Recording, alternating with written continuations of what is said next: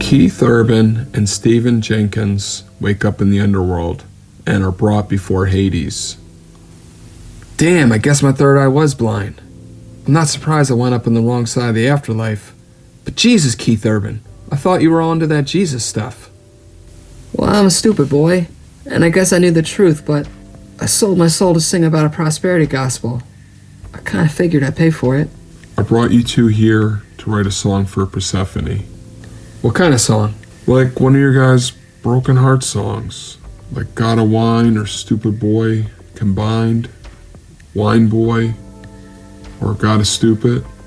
My specialty isn't writing original songs, but we can cover one. Maybe if you tell us what happened or what you want it to be about, we can find a song that fits. Stephen can write it, but I know Persephone liked the sound of your voice, Keith. Dude, I've written songs to get the girl back, and they backfire. If she wants space, the last thing she wants... I'm aware.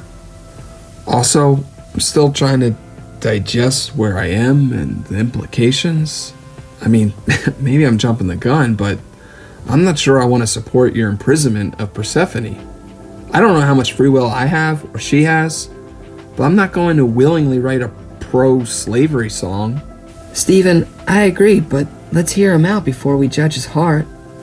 Bless your heart, Keith. How country complicit can you be? I guess it's just in your nature. You always appease the women who've done you wrong in your songs. Does that ever work? Do they ever come back after the fault is all mine line you cast? Coming from the guy who wrote I'll Never Let You Go? Hades! Why don't we just sing that? Guys, we all did mistakes or we wouldn't be in this underworld. Listen, I'm sorry. I'm a giant liberal, and I'd rather be with the bleeding heart who gets hurt by women, like you, Keith, than an Eminem who wants to hurt women.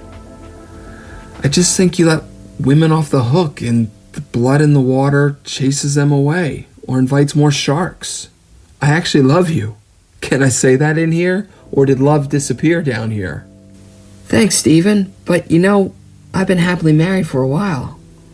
I wish I could have sung about how content my marriage made me, but I sold my soul a while ago.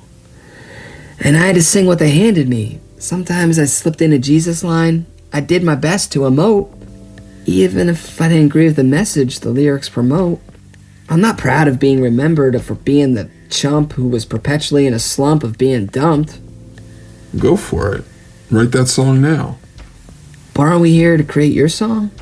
I've done where I only do things the specific way I want and only with people who agree with everything I think. And you know what?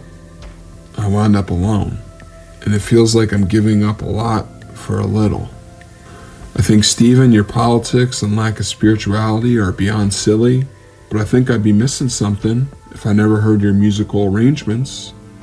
And Keith, Stephen's right. Some of your songs are so simp that if it wasn't for knowing about selling your soul, I couldn't sympathize, let alone ask for your help. Had I not known, you had no other choice. And blue-pilled lyrics or not, you still have that voice. What I'm saying is, I miss collaborating, and why just do one song? Look, I like a positive bromance, but it's not my wheelhouse. All my positive songs are vapid. I can write pain, still pin the blame on the sinner, but I don't know how to write a happy Keith's marriage song. I mean, my maturity stunned out in college. I don't know anything about relationships past that level. I wasn't being fully honest. I don't hate how my songs are filled with sadness, because my marriage wasn't perfect. And after selling my soul, I could step into the gloom because I knew I was heading for doom. And as days go by, I could feel my hand out the window that the world going by was not so great. Even though I have to contractually put the prosperity gospel sprinkled on top. The only times I could be real is when I sang about the pain, that was my dog whistle, that it's not all better, life lies. In the spirit of confession, the story about Persephone being forced to be here isn't the whole truth. But when her and her family spin it so, What do I care about changing the public perception? I wanted her back. What the public thought was I didn't have any cares left. They all left with her. Wow. Okay. That changes things. All right, so if we're going to do this positive song about positive relationship, marriage, Keith, tell me about her. What you liked. Okay, so So this is the vibe I got so far for the song about Nicole. This is just a first draft, and it's a little on the nose Christian lingo for my taste, not enough raw, but I tried to write from your Christian's perspective. Preamble done, here's the first draft. I liked how being around you, I thought you liked me for my spirit, choosing what was good, for denying my flesh. When my flesh poked up for air, you let it know it wasn't welcomed. I liked that I felt there was no one else. We had our own little world, that the thought of you looking at someone else with desire would never transpire.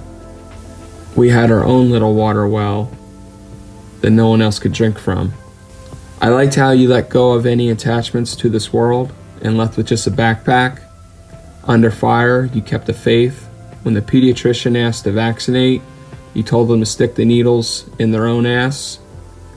I liked that flattery would not work on you, but draw suspicion. Until deception was found in you, I trusted you completely with raising our children. A job that you were willing to sacrifice, being shut from the world to protect them.